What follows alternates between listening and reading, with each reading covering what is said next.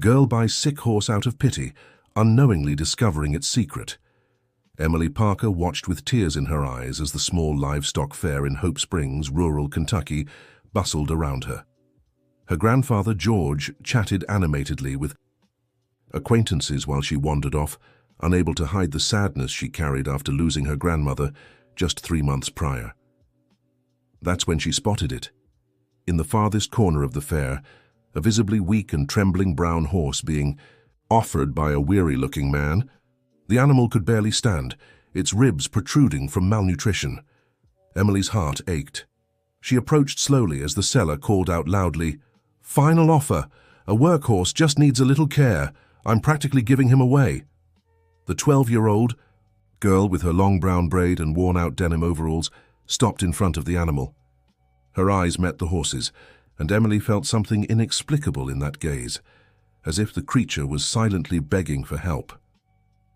"How much are you asking?" she inquired, her voice trembling. The seller, Hank, eyed the girl skeptically.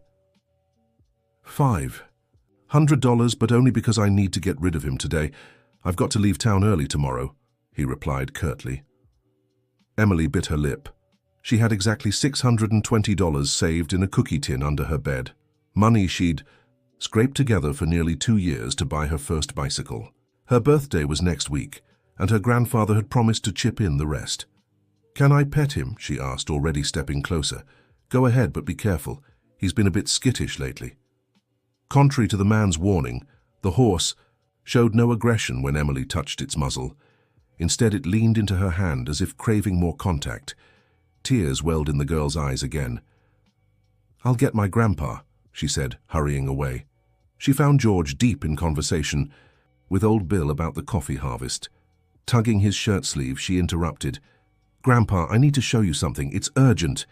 George, a 70-year-old man with graying hair and hands roughened by a lifetime of farm work, followed his granddaughter with concern. When he saw the horse, he shook his head firmly. "Don't even think about it, child. That animal's on its last legs. Just look at its condition," he whispered so the seller wouldn't hear. "Besides, we barely have enough to keep the farm running. We can't waste money on a sick horse." "But Grandpa, look how much he's suffering," Emily insisted. "If no one buys him, what'll happen?" George sighed, recognizing the determined look in her eyes, the same look his late wife Margaret had when she set her mind to something. "Let's go home, Emily. You're letting your emotions take over. Your birthday's next week. We've got to save for your bicycle, remember?" But Emily couldn't get the horse out of her mind. As her grandfather said his goodbyes, she dashed back to the animal. The seller was packing up, ready to call it a day. "Are you taking him with you?" she asked, her heart racing. "If I can't sell him today, I'll have to, handle the situation," he replied, avoiding her gaze. Emily understood what that meant. Without a second thought, she pulled a small envelope from her overalls pocket, containing $50, a gift from her teacher. "I'll buy him. I have the money at home. I can go get it right now." The man let out a short laugh. "Kid, this isn't a toy. It's an animal that needs care, food, a vet. Did your mom or dad agree to this?" "My parents aren't around anymore," Emily replied with a maturity that surprised him. "I live with my grandpa. He'll understand. I promise I'll take care of the horse. I have enough savings." Something in the girl's determined tone made Hank consider the offer. He was truly desperate to get rid of the animal before anyone started, asking questions about where it came from. "Go get the money then. I'll wait here half an hour. After that I'm leaving." Emily ran like never before toward the exit of the fair. Her grandfather's farm was less than 2 kilometers away. She arrived breathless, slipped in through the back door to avoid being seen by the neighbor who helped with household chores, and went straight to her room. She pulled the cookie tin from under the bed, opened it with trembling hands, and counted. All the money, $620. She stuffed it into her overalls pocket and left as quickly as she'd come. When she returned to the fair, she found the seller already impatient. She handed over the money without hesitation. "Here's $500. Does the animal have a name?" Hank scratched his stubble, visibly relieved to close the deal. "They called him Wind Chaser, but you can name him whatever you like," he said, quickly counting the bills. I need you to sign this paper. It's like a receipt, you know, proves he's yours now. Emily signed without reading, her attention entirely fixed on the horse that now belonged to her. The man handed her a folder with some yellow documents. Here's his paperwork, all in order.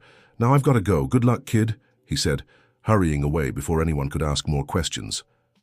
Emily stood there, holding the worn rope that served as a halter for the animal, unsure exactly how to get him home, or how she'd explain to her grandfather what she'd just done. But when she looked into the horse's eyes again, she knew she'd done the right thing. Come on, Windchaser. You're safe now, she whispered, slowly guiding the trembling animal along the dirt path, leading to her grandfather's farm. The sun was beginning to set when Emily arrived at the small Alvis farm. It was a modest property, with a simple house, whose walls had yellowed with time, a small orchard, a well-tended vegetable garden, and an old stable that hadn't housed large animals in years. Chickens clucked in the yard, and the old caramel-colored dog Rusty came barking to greet the girl and her new companion. George appeared on the porch as soon as he heard the commotion. His aged face paled when he saw his granddaughter arriving with the frail horse. "Good heavens, child! What have you done?" he exclaimed, struggling down the porch steps. Emily held the halter rope tightly, trying to stay composed, but her eyes were already welling up. "Grandpa, I couldn't leave him there. They would have hurt him. I bought him with my bike money. I won't be any trouble. I promise. I'll take care of him myself. Food, water, everything." George ran his hands through his hair in despair. "And where are we supposed to keep this animal, Emily? With what money will we feed him? Do you have any idea how much it costs to treat a sick horse?" The horse shook his head, as if understanding the conversation, and took a shaky step back. Emily soothed him with a gentle stroke on his neck. "We can use the old stable, Grandpa. There's that leftover hay from when old Bill stored his things here. Please, I'm begging you. Just until he gets a little better, then." Her voice broke. The old man looked up at the sky as if searching for patience. Then he studied the animal more closely. Despite its pitiful state, there was something about the horse's bearing that didn't match a simple work animal.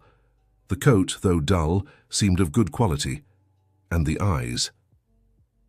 "This horse isn't ordinary," George murmured, stepping cautiously closer. "Where was his owner?" "A man named Hank. He gave me all the paperwork. Look." Emily handed the yellowed folder to her grandfather. George took the papers and frowned as he skimmed through them. "This doesn't sit right with me. But we can't leave the animal on the road now. Let's take him to the stable and decide what to do tomorrow." The relief on Emily's face was immediate. She hugged her grandfather tightly, getting dust all over his shirt. "Thank you, Grandpa. You won't regret it, I promise." Together, they led the horse to the old stable. George checked the structure, quickly fixing a loose board. Emily ran to fetch fresh water and some of the stored hay. The animal was so weak it could barely eat, but drank the water eagerly. "He seems dehydrated," George remarked, observing the horse. "And he's hurt in a few places. What did that man do to him, Lord?" Emily stroked the horse's neck, feeling increasingly connected to the animal. "Can we call Dr. Miller tomorrow?" she asked hopefully, referring to the only vet in the area. George sighed, mentally calculating the costs. "I'll see what we can do. Now go take a bath and have dinner. It's getting dark. Can I stay with him a little longer? Just 5 more minutes. This stable isn't safe at night." When her grandfather walked away, Emily pressed her forehead to the horse's muzzle. "I'll take care of you, Windchaser. You'll get better, I promise." The animal let out a soft whinny as if responding. The girl felt a shiver run down her spine. Somehow, she knew this wasn't just any horse. There was something special about him, something she couldn't quite grasp yet. That night, after a quiet dinner, Emily couldn't sleep. She got up several times to peek at the stable from her bedroom window. The third time, she noticed a strange light coming from the road.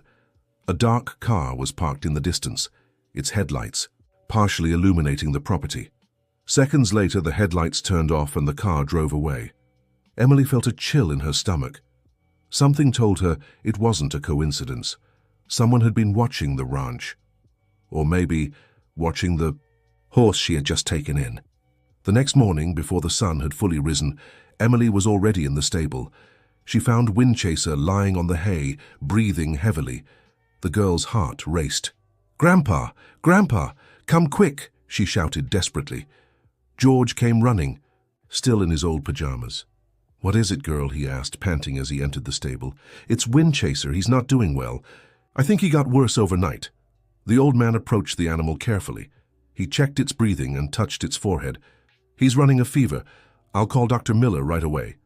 "Thank you, Grandpa," Emily said, her eyes brimming with tears. "Don't thank me yet. This treatment will be expensive and we don't have money to spare." While her grandfather made the call, Emily stayed by the horse's side, stroking its tangled mane. That's when she noticed something odd, a small mark on the underside of the horse's neck, partially hidden by the mane. It was some kind of symbol, branded into the skin, vaguely resembling a coat of arms. Dr. Miller arrived an hour later. He was a middle-aged, kind man who had served the area for over 20 years. He examined the horse thoroughly as Emily watched his every move. "So, doctor, what's wrong with him?" she asked anxiously when the vet finally finished. "Severe malnutrition, dehydration, some infected wounds, and possibly a respiratory illness," he replied seriously.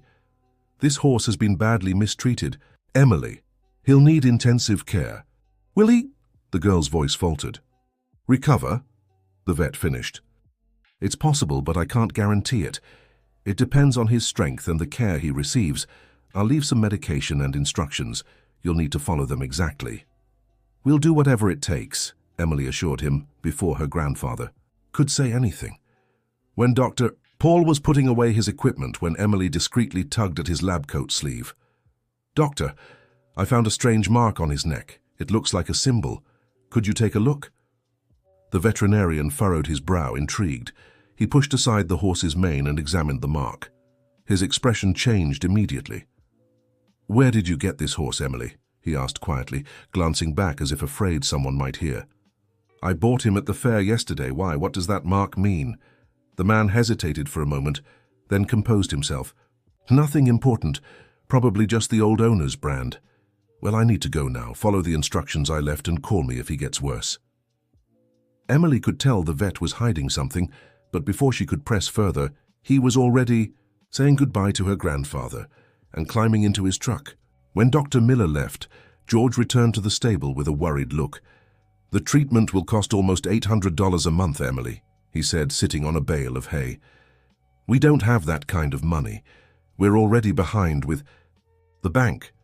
"I can get a job after school," the girl offered immediately. "Mrs. Jenkins at the grocery said she needs help in the afternoons. And I can sell sweets at school too." George shook his head, amazed by his granddaughter's determination. "You're as stubborn as your grandmother," he said with a sad smile. "Here's what we'll do. We'll try for a month. If the horse doesn't improve, or if money gets tighter, we'll have to sell him. Deal?" "Deal," Emily replied, hugging her grandfather tightly. "But he will get better, Grandpa. I know it." That afternoon, as she gave Windchaser his medicine following the vet's instructions, Emily noticed the horse refused to eat. She tried everything, but he kept turning his nose away. "Please, you need to eat to get strong," she begged, tears in her eyes. Frustrated, she sat beside him in the hay and softly hummed a lullaby her grandmother used to sing, a simple tune about birds and freedom. To her surprise, the horse turned his head toward her, as if interested in the song. "You like that song?" she asked, surprised. She kept singing and slowly offered some hay. This time, to her delight, Windchaser ate from her hand as she sang. "Grandpa, Grandpa, he's eating," she shouted excitedly.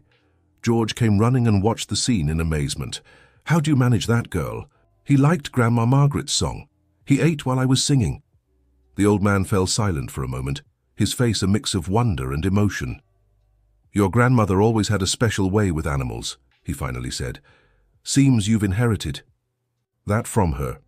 Dear listener, if you're enjoying the story, don't forget to like and especially subscribe to the channel. It helps us newcomers a lot. Now continuing.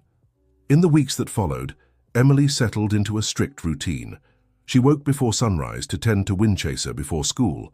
After classes, she worked 3 hours at Mrs. Jenkins's grocery, stocking shelves and helping customers. On Saturdays, she sold cakes and sweets she made with the help of her neighbor, Mrs. Wilson. Every penny she earned went toward the horse's treatment. Slowly, Windchaser began to show signs of recovery. His coat, once dull, started taking on a golden sheen in the sunlight. His breathing grew easier, and he could stand for longer periods. Emily still sang to him every night, and it became the favorite part of the day for both of them. One afternoon, while brushing the horse's coat, Emily decided to take a closer look at the mysterious mark she'd found. Carefully, she parted his mane and studied the symbol. It looked like a crest with a stylized letter M in the center, surrounded by small rays like a sun. "What could this mean, Windchaser?" she murmured, running her fingers over the mark. Determined to find out more, the next morning she took a photo she had taken of the mark with the old cell phone she'd inherited from her grandfather to school. During recess, she showed the image to her science teacher, Susan Cooper. "Ma'am, do you know what this could be? I found it on my horse." Susan adjusted her glasses and examined the photo carefully. "It looks like a brand, Emily. Purebred. Horse breeders often mark their animals this way. This symbol seems familiar." She paused thoughtfully. "Let me look into it. Can you send me this photo?" Emily sent the image by text and spent the rest of the day anxiously waiting. After class, she went straight to the grocery store to work. She was organizing bags of rice when she heard the doorbell ring. It was a tall, well-dressed man she'd never seen before. "Good afternoon," he greeted with a distinct accent, addressing Mrs. Jenkins. "I'm looking for information about horse breeders in the area. Do you know any?" Emily immediately perked up her ears. "There's Golden Ranch, owned by Mr. Thompson, about 20 kilometers from here," replied Mrs. Jenkins as she wrapped a piece of cheese. "And there's Springtime Stables, owned by the Blackwood family, but that's farther, almost near the border with New York." "Blackwood," the man repeated, as if the name held special meaning. "Does this stable have any specialty?" "From what I know, they breed competition horses. Rich folks, you know. They say they even sell animals overseas." The man thanked her and bought only a bottle of water. Before leaving, his gaze met Emily's, and she quickly looked down, pretending to focus on the rice bags. There was something about the way he looked at her that left the girl uneasy. Could that visit have anything to do with Windchaser? That night, during dinner, Emily told her grandfather about the strange visitor at the store. "He seemed very interested. In local stables, Grandpa.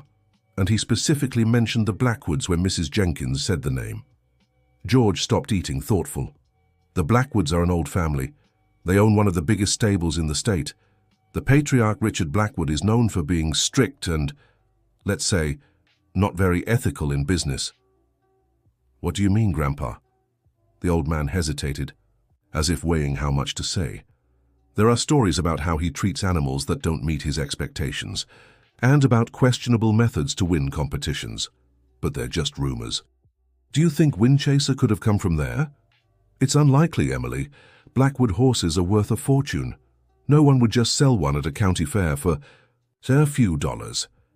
But even with her grandfather's reassuring words, Emily couldn't shake the feeling that she was caught up in something much bigger than she'd imagined. The next day, her teacher called her after class.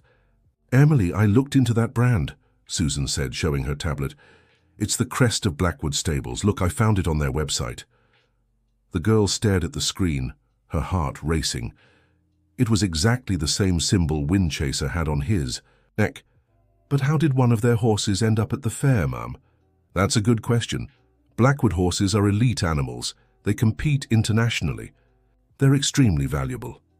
Emily then told her about the man at the store and his questions about local stables. "That's odd," Susan remarked, frowning. "Emily, maybe you should be careful. If that horse really belongs to the Blackwoods, they might be looking for him." "But I bought him legally. I even have the papers. Even so, it would be good for you and your grandfather to double-check those documents carefully. And maybe not tell anyone about the brand for now." With her mind buzzing with questions, Emily went straight to the farm after work. She found her grandfather fixing the fence near the stable. "Grandpa, I found out where Windchaser's brand comes from. It's from the Blackwood stables." George dropped his hammer, visibly worried. "Are you sure about that, sweetheart?" Absolutely, Mrs. Cooper showed me their website. It's the same symbol.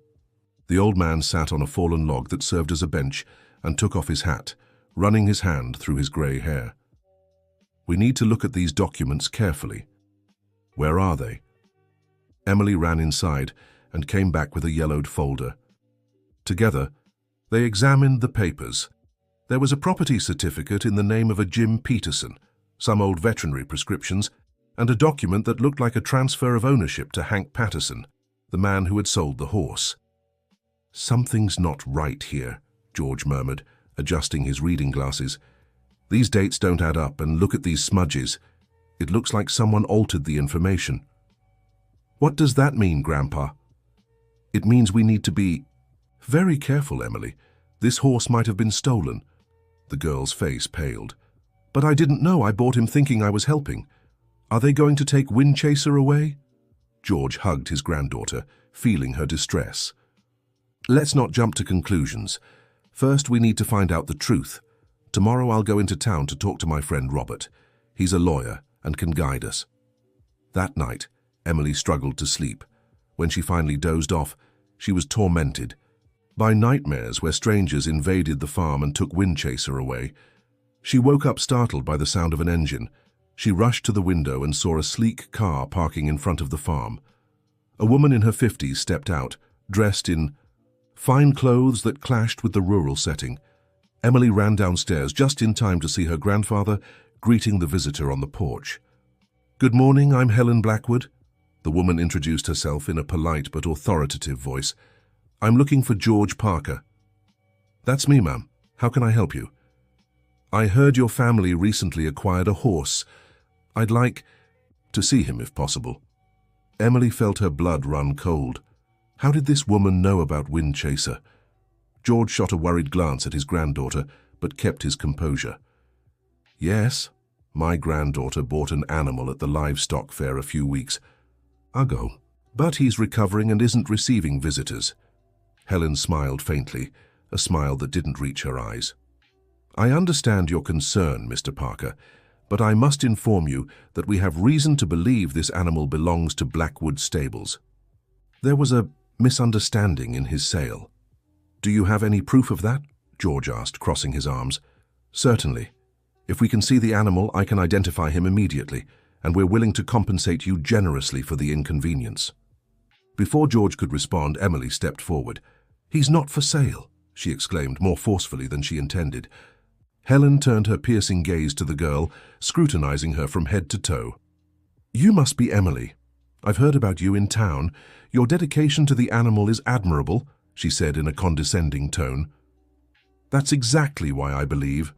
You'll understand that a pedigreed animal like this needs specialized care that only a stable like ours can provide." "We're taking very good care of him," Emily retorted, feeling her cheeks burn. "I don't doubt that, dear. But you see, we're talking about an animal worth over $100,000. George and Emily exchanged stunned looks. $100,000? The old man stammered. "At least," Helen confirmed, opening her expensive leather purse and pulling out a checkbook. "We're willing to offer $20,000 as compensation." "That's a very generous amount, considering you paid—" "How much was it?" $500, replied George, still stunned by the mentioned figure. "Just think. We're offering 40 times what you invested. With this money you could make improvements to the farm, buy new equipment." She looked directly at Emily. "And perhaps a new bicycle for the young heroine." Emily felt a tightness in her chest. $20,000 would solve many of her grandfather's financial problems. They could pay off the bank debts, fix the leaky roof during rainy days, buy quality seeds for the next planting. But give up Windchaser? She couldn't even consider the possibility. "We need to think about it, Mom," George finally said. "We can't make such a big decision on the spot." Helen put away her checkbook, keeping her polite smile. "Of course, I'll leave my card with my personal number. I hope to hear from you by tomorrow. After that, I'm afraid we'll have to resort to other means to reclaim our property." The veiled threat didn't go unnoticed. After the woman left, Emily and George stood silently on the porch, both processing what had just happened. $20,000 would cover almost all our debt with the bank, George murmured finally. Grandpa, we can't give up Windchaser, Emily pleaded, tears in her eyes. There's something wrong with this story. Why would such a valuable horse be sold for only $500? And why are they only looking for him now? The old man sighed deeply. You're right, Emily, there are too many unanswered questions. Let's go to town and talk to Robert right away. And then, I want to take a closer look at those documents. As they prepared to leave, Emily went to the stable to check on Windchaser. The horse seemed more alert today, his eyes following the girl's every move. When she approached to stroke his neck, he lowered his head as if bowing. Did you do that? Emily asked, surprised. It's like you're greeting me. Experimentally, she took a step back and said hello clearly. To her astonishment, the horse repeated the gesture, lowering his head elegantly. Grandpa! Grandpa! Come see this! She called excitedly. George came running, alarmed by her urgent tone. What is it? Did something happen? Look what Windchaser can do, Emily repeated the command, and again the horse bowed. The old man watched, stunned. That's not the behavior of an ordinary workhorse, it's an advanced training move. What does that mean? It means our friend here has had high-level training. It supports the Blackwoods story. Emily stroked the animal's muzzle, feeling increasingly intrigued by the mystery. But then why was he in such terrible shape at the fair? If he's such a valuable, trained animal, why was he being mistreated? That's what we need to find out, George replied gravely. In town, the lawyer Robert listened carefully to the whole story. He was a 60-year-old man, a long-time friend of George's. This is a delicate situation, he concluded after examining the documents. These ownership transfers show clear irregularities. My recommendation is that you contact the American Horse Breeding Association to verify the animal's exact origin. Every purebred horse has a record, usually with a microchip or specific markings. What about Mrs. Blackwood's offer? George asked. Don't accept anything for now. If they're offering $20,000 for an animal worth $100,000 or more, something's not right. We need to understand what's happening before making any decisions. What if they try to take Windchaser by force? Emily asked, voicing her greatest fear. They can't do that legally. You have a purchase document, even if it has irregularities. If they try anything, call the police immediately. On their way back to the farm, they stopped at the town library. The librarian, Mrs. Harper, was known for keeping all local publications for decades. We're looking for information about the Blackwood stables, George explained, specifically about their competition horses. I have some agricultural fair catalogues, the woman replied, adjusting her glasses, and a few specialized magazines. Come, let's take a look. After half an hour flipping through publications, Emily let out an exclamation. I found it! Look at this, Grandpa. It was a magazine from 2 years ago, featuring an article about top equestrian champions. On the center page was a photo of a magnificent chestnut horse with a white star-shaped mark on its forehead. Beside it stood an elegant man holding a trophy. The caption read, Maestro from the Blackwood stables, led by Richard Blackwood, wins the International Grand Prix for the second consecutive year. It's him, Grandpa, it's Windchaser, Emily exclaimed, pointing to the horse in the photo. Look at the mark on his forehead, it's exactly the same. George studied the image carefully. You're right, it's the same animal. But here he's called Maestro, not Windchaser. Emily read the article eagerly.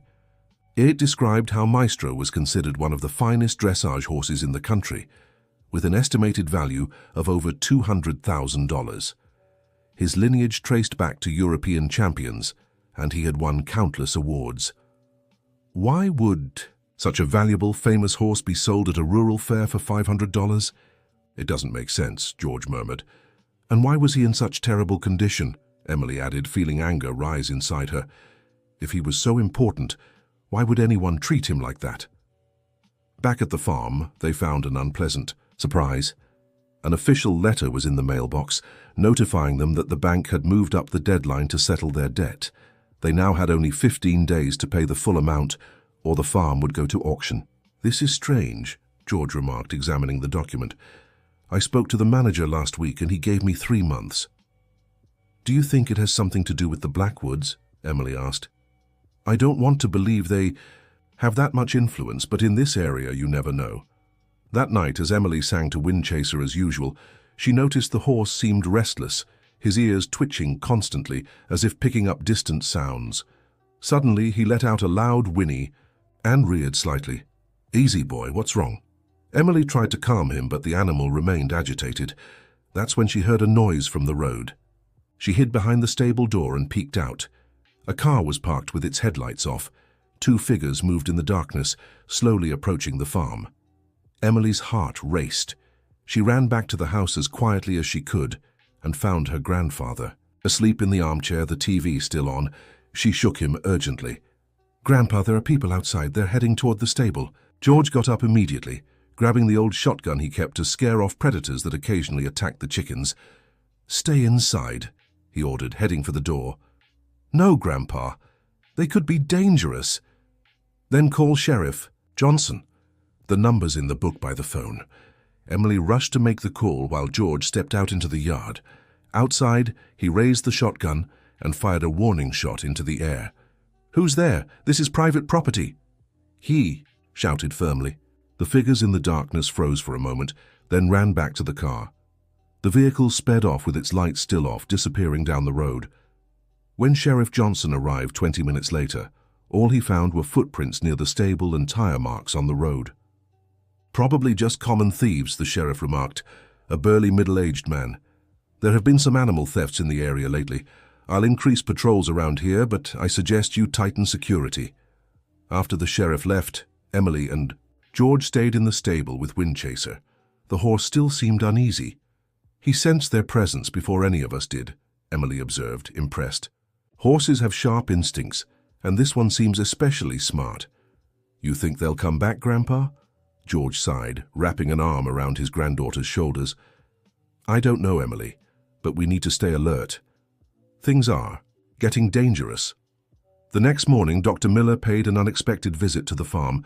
He seemed nervous, constantly glancing over his shoulder. "I came to check on the horse," he said, avoiding direct eye contact with George or Emily. As he examined Windchaser, the vet appeared more tense than usual. When he finished, he asked to speak privately with George. Emily, determined not to be left out, insisted on joining. "What's going on, Dr. Miller?" she asked directly, crossing her arms. "You know something about Windchaser you're not telling us." The vet looked at the ground, clearly uncomfortable. "I could recognize that horse from the first day," he finally admitted. "It's Maestro, from the Blackwood stables. One of the finest dressage horses in the country." "And why didn't you tell us sooner?" George questioned. "Because," the vet hesitated, "Richard Blackwood is a powerful and vengeful man. He's ruined the careers of many who crossed him." "But what happened to Maestro? How did he end up in that state at the fair?" Emily asked. Dr. Miller glanced around again, as if afraid of being overheard.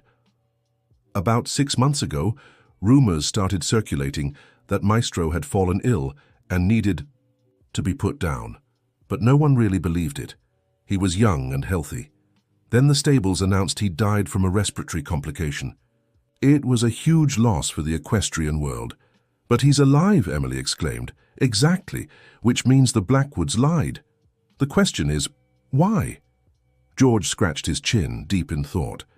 "What else do you know about Richard Blackwood?" "Doc." The vet lowered his voice further. "There are stories. They say he's not as ethical as he appears. Rumors about illegal methods to enhance animals' performance in competitions, and about how he disposes of horses that don't meet his expectations." "Disposes how?" Emily asked, dreading the answer. "The worst way possible, child."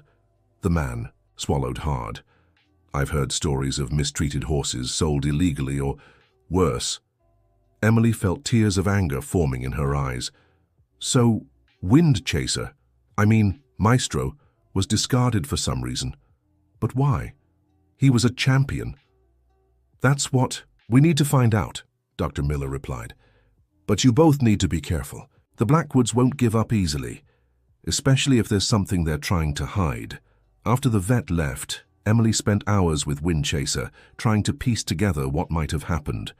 The horse seemed to respond better and better to her, executing graceful movements when she gave certain commands instinctively. "Grandpa, he understands everything I say," she marveled. "He's a special animal, no doubt," George agreed, watching their interaction. That afternoon, at school, Emily couldn't focus. During French class, the teacher asked students to practice simple phrases. When she got home, she decided to try something. She approached Windchaser and said with her imperfect accent, "Bonjour, mon ami." "Good morning, my friend." To her absolute astonishment, the horse immediately reared slightly and performed a sort of elegant bow. Emily Parker was speechless. "Grandpa, Grandpa, you have to see this," she shouted, running to call her grandfather. When George arrived, Emily repeated the phrase in French. Again, the horse executed the perfect movement. "Très bien," she exclaimed, remembering another phrase from her lesson. Janksa immediately performed another move, turning gracefully and deliberately. "Good heavens," George exclaimed. "He was trained to respond to commands in French. This is top-tier dressage." "But why French?" Emily asked, confused. "Many elite trainers use commands in French or German. It's traditional in the world of classical dressage. The discovery only deepened the mystery." If Windchaser Maestro was such a well-trained and valuable animal, what could have led the Blackwoods to discard him so cruelly? Dear listener, if you're enjoying the story, don't forget to like and especially subscribe to the channel. It helps us a lot as we're just starting out. Now continuing. The next day, while Emily was at school, George received another unexpected visit. A luxury car parked in front of the farm, and out stepped a tall, imposing man. It was Richard Blackwood himself. "Good morning," he greeted coldly. "I believe you already know who I am." "I do, Mr. Blackwood," George replied, standing firm on the porch. "What do you want?" "I've come personally to resolve a situation that's been dragged out unnecessarily. My wife informed me you've been reluctant to return our property. If you're referring to the horse my granddaughter legally purchased, we're still looking into the matter," George answered calmly. Richard smiled humorlessly. "Let's be direct, Mr. Parker. That animal was stolen from my stables. I have all the documents to prove it." He pulled a folder from his jacket pocket. "Your granddaughter unknowingly bought a stolen animal. I'm willing to be generous and offer compensation, but the horse must return to the stables immediately." George crossed his arms. "That's curious, Mr. Blackwood, because we checked some public records and found your stables had announced this very horse's death 6 months ago." Richard's expression hardened noticeably. "There was a mistake in the records. The animal that died was another. A mistake no one corrected for 6 months? Listen, Mr. Parker," Richard's voice took on a threatening tone. "I don't have time for games. I'm offering $20,000 for an animal your granddaughter bought for $500. It's more than a fair deal. But my patience has limits." "Are you threatening me?" "I'm just being realistic. I know about your situation with the bank. It'd be a shame if you lost this farm that's been in your family for generations over a misunderstanding." George's blood boiled at the veiled threat, but he kept his composure. "I'll discuss it with my granddaughter. After all, the horse belongs to her."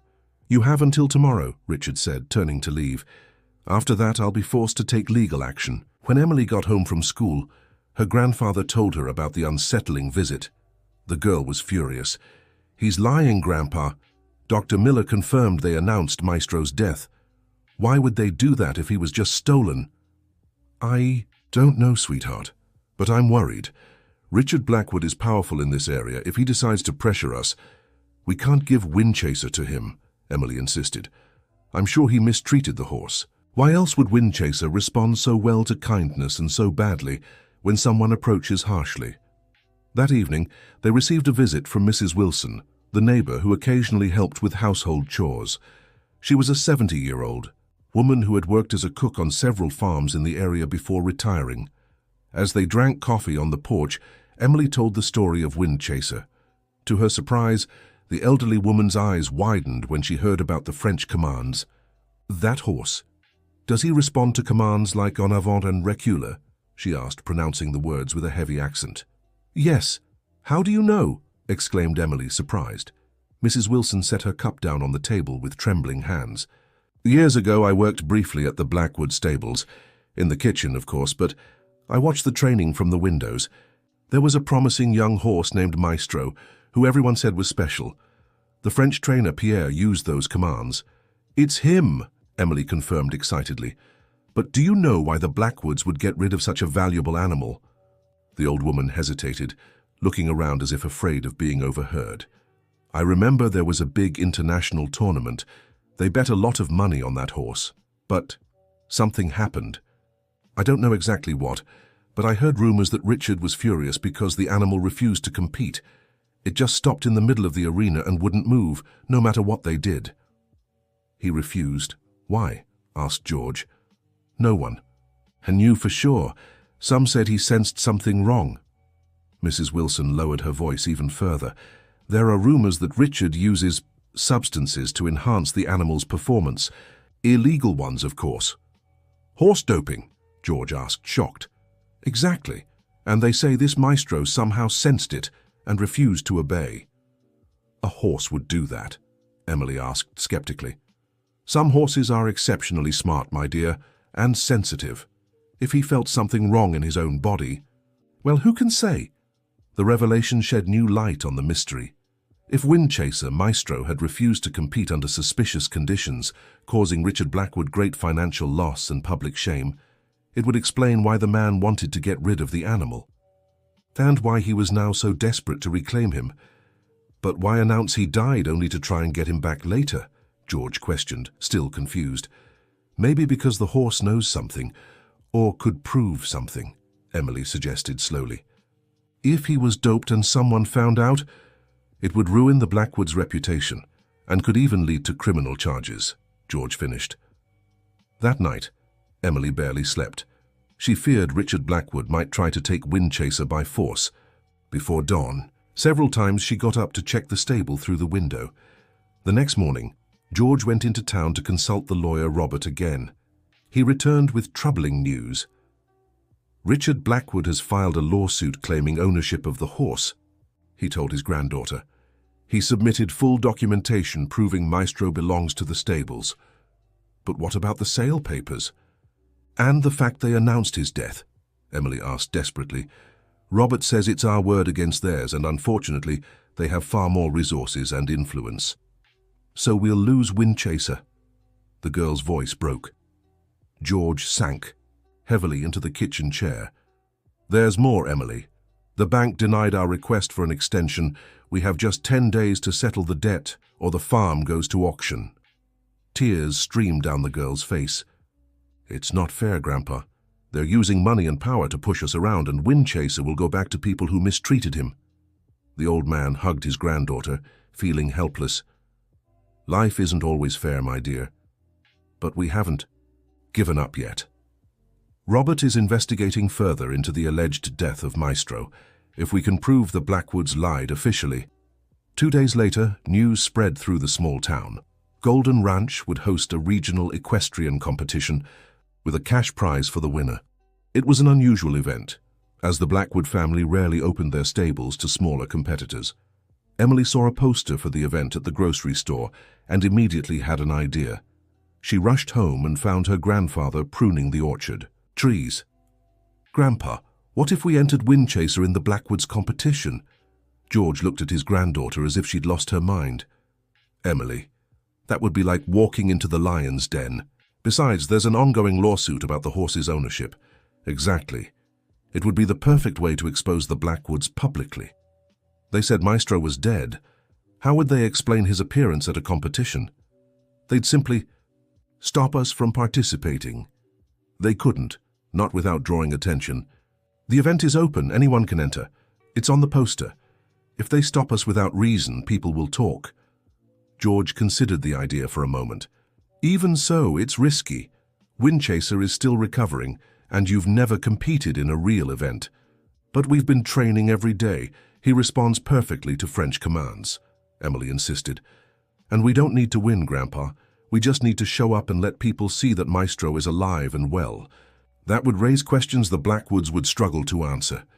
The idea was bold and dangerous, but it might also be their only chance. I'll call Robert, George finally decided. We need to know if this could complicate our legal situation further. To their surprise, the lawyer thought the idea brilliant. If you appear publicly with the horse, the Blackwoods will be forced to explain why they announced his death. This could turn the tide in your favor. But we need more evidence of their shady practices. In the following days, Emily intensified Windchaser's training. The horse was much stronger and healthier now, his coat gleaming in the sun. He responded to commands with surprising precision, performing complex dressage movements as if born for it. The connection between girl and animal seemed almost magical. "I've never seen anything like it," remarked Dr. Miller, who came regularly to check the horse's health. "It's as if you two can read each other's minds." The news that Emily Parker would compete with her rescued horse spread quickly through the small town. Many knew the story of the girl who'd spent all her savings to save an abused animal, and the community began rallying in support. Mrs. Jenkins organized a fundraiser to buy Emily proper riding gear. Teacher Susan helped her study official dressage rules. Even Sheriff Johnson promised to attend the competition, just to make sure everything stays legal. 3 days before the event, Emily received an unexpected visit at school. Helen Blackwood was waiting in the courtyard when classes ended. "Hello, Emily," she greeted with a strained smile. "I heard you entered our competition." The girl swallowed hard but stood her ground. "Yes, ma'am, the event is open to everyone, isn't it?" "Certainly. But I should warn you, dear, you're stepping into a world you don't understand. Dressage is a sophisticated sport requiring years of training. It could be humiliating for you." "Thank you for your concern," Emily replied with studied politeness, "but Windchaser and I are ready to try." Helen's smile vanished. "Give it up, girl. You don't know who you're dealing with. This could end very badly for you and your grandfather." "Are you threatening me, Mrs. Blackwood?" "I'm giving you advice. Accept our offer while it still stands. After the competition, there will be no more negotiations." When the woman left, Emily felt her legs tremble. The threat had been clear, but instead of intimidating her, it only strengthened her resolve. On the eve of the competition, the whole community seemed involved. Robert, the lawyer, managed to get a journalist friend to cover the event. "The more publicity, the better," he explained. "The Blackwoods won't be able to sweep this under the rug if there are too many witnesses." That night, as Emily gave Windchaser his final care, she noticed he seemed restless, refusing to drink water. "What's wrong, buddy?" she asked worriedly, stroking his neck. The horse nudged the water bucket with his nose as if trying to warn her about something. Puzzled, Emily examined the water more closely, sniffing it. It had a strange, almost imperceptible odor. Suspicious, she decided to change the water and keep watch. She hid in a corner of the stable between hay bales and waited. Around midnight, she heard stealthy footsteps approaching. Through a crack, she saw a man she recognized as one of the workers from Springtime Stables sneaking inside. He carried a small vial, which he quickly emptied into the clean water bucket she had left. "Hey!" Emily shouted, stepping out of hiding. "What do you think you're doing?" Startled, the man dropped the vial and tried to flee. Windchaser reared up with a loud whinny, the noise alerting George, who came running from the nearby barn where he had been finishing preparations for the next day. "I caught him putting something in Windchaser's water," Emily explained quickly. Cornered, the man stammered, "I was just following orders. I wasn't going to hurt him, just make him a little slow tomorrow." "Who told you to do this?" George demanded, gripping the intruder's arm firmly. "I can't say. He'd kill me." "Richard Blackwood," Emily pressed. The man's expression confirmed her suspicion without him needing to answer. "I'm calling Sheriff Johnson," George said. "This is attempted poisoning and trespassing." When the sheriff arrived, the man, identified as Carl Walker, a groom from Springtime Stables, was visibly shaken. "I'll be honest," he finally admitted. "This isn't the first time I've done this. Richard Blackwood orders me to prepare horses before big competitions, sometimes to boost his own horse's performance, sometimes to sabotage the competition." "Do you have proof?" the sheriff asked. "I have records, dates, names. I kept everything as insurance, in case he ever tried to pin it all on me if something went wrong." Carl's testimony was a turning point. With the evidence he promised to provide, the case took on new weight. The sheriff, however, urged discretion. "Let's keep this quiet until tomorrow. If Blackwood finds out we've got his man, he might try something more drastic. I want the competition to proceed as normal, but we'll have plainclothes officers on site." That night, no one at the Parker farm slept. Emily stayed in the stable with Windchaser, refusing to leave him alone for even a minute. George stood, guard outside, shotgun in hand. When the sun rose, Emily felt a mix of fear and determination. Today was the day they would face the Blackwoods on their own turf. They arrived at Springtime Stables around 9 in the morning. The place was impressive, vast green fields, immaculate stables, a professional competition arena. Dozens of competitors were already preparing, most dressed in elegant riding attire atop pedigree horses that looked straight out of magazines. Emily, in her simple uniform bought with the community's fundraiser, drew curious glances and a few giggles. Windchaser, however, impressed with his noble bearing despite the simplicity of his tack. As they registered, they noticed the commotion among the stable staff. Helen and Richard Blackwood were talking tensely in a corner, frequently glancing their way. Clearly, they had already been informed about Carl's capture and were worried. "Stay strong," George whispered to his granddaughter. "Robert and the sheriff are already here, along with the reporter. We're protected." The competition began with junior jumping categories. Emily watched intently, studying the competitors. Her event, junior dressage, would be the fourth to perform. When her turn finally came, a tense silence fell over the arena. Everyone seemed to sense something special about this unlikely pair, a simple country girl and a horse that, despite modest equipment, exuded undeniable elegance. Emily took a deep breath, steadying her nerves.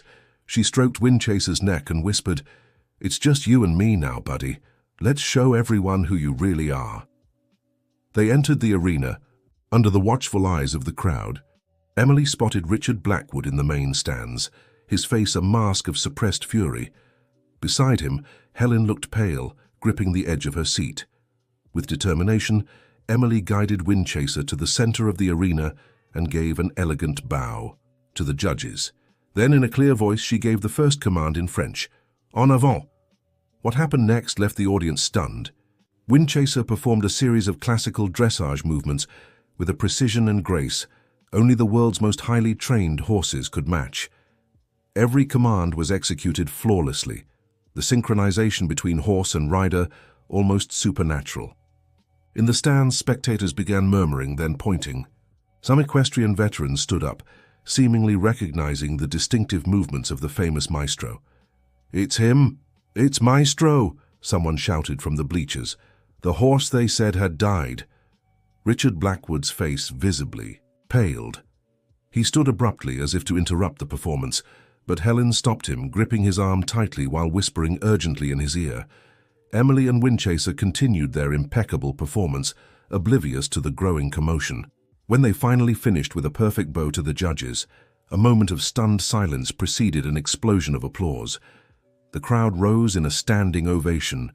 Many shouted questions, demanding to know how Maestro, declared dead, could be here, more magnificent than ever, under the command of an unknown girl. Amid the chaos, Richard Blackwood tried to approach Emily, but was intercepted by Sheriff Johnson and 2 officers. "Mr. Blackwood, we need to talk about an attempted sabotage. Last night," the sheriff announced loudly, deliberately drawing attention, "one of your employees was caught trying to poison this horse. He's already confessed and implicated you directly." The murmurs in the crowd grew louder.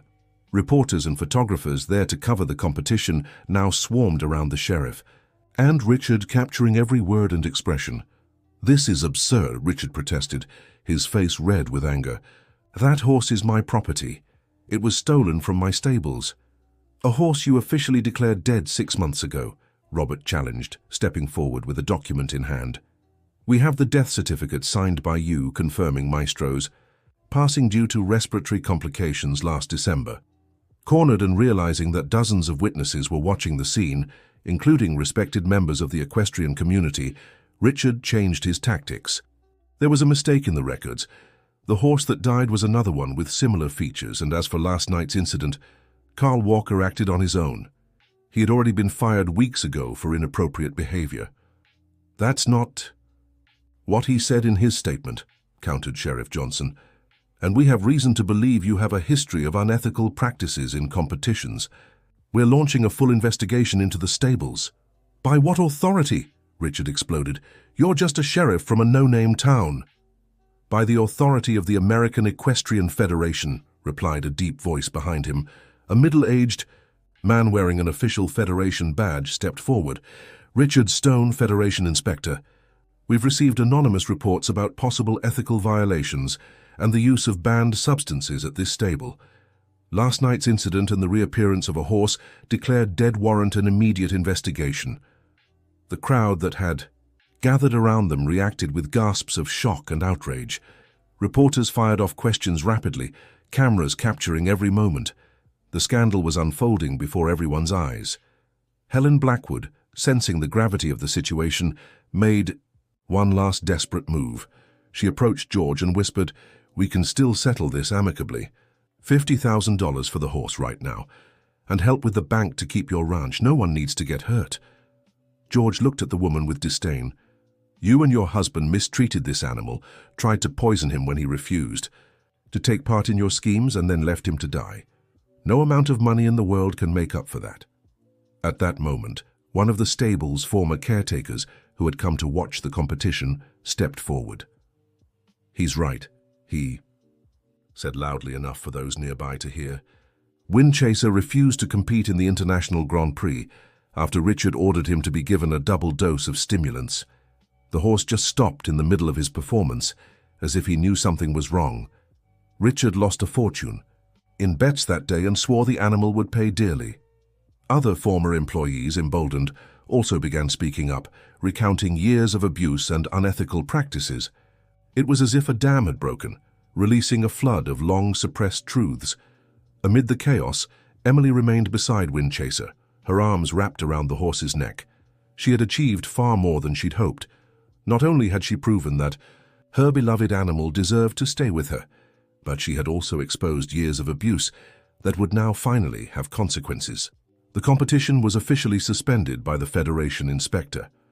Richard Blackwood was taken in for formal questioning, while investigative teams began examining the stables and records of springtime stables. On the way home, surrounded by neighbors and friends who had come to support them, Emily and George could hardly believe what they had accomplished. "You were amazing back there, my girl," George said, hugging his granddaughter proudly. "Your grandmother would have been so proud." Tears streamed down Emily's face. "Do you think she led us to Windchaser? Who knows? The world holds more mysteries than we can understand. What matters is that the two of you were meant to find each other." In the weeks that followed, the case gained national attention. The American Equestrian Federation suspended the Blackwoods' license and launched a comprehensive investigation into their practices. Several former employees gave statements, revealing a years-long scheme of doping, abuse, and competition fraud. With the media's attention, the small community of Hope Springs rallied to help George with the farm's debts. They organized a charity auction and raised enough funds to renegotiate with the bank. Feed and equestrian equipment companies, moved by Emily Parker and Windchaser's story, offered sponsorships. The girl began receiving formal riding lessons from a renowned trainer who volunteered to coach her for free, recognizing her natural talent. 3 months later, in an emotional ceremony, the Animal Protection Society awarded Emily a special prize for her role in uncovering the abuses at Blackwood Stables.